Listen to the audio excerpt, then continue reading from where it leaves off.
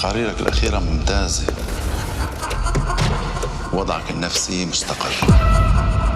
والله طلع أنت ما بيجوز عليك غير الشفقة وسلوكك طبيعي.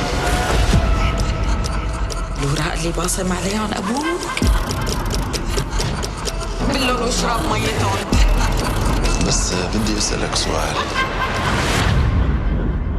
أنت حاسس حالك إنك جاهز؟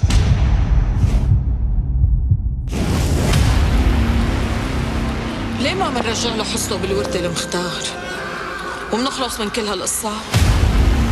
أنا لو علي إذا بقتلكن 440 مليون مرة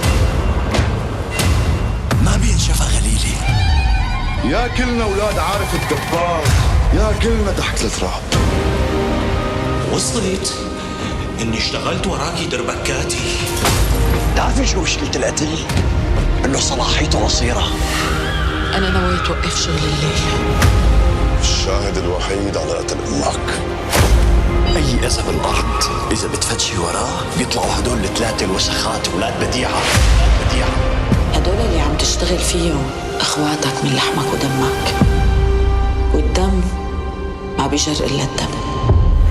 ولاد بديعة على الMBC دراما وشاهد. رمضان يجمعنا.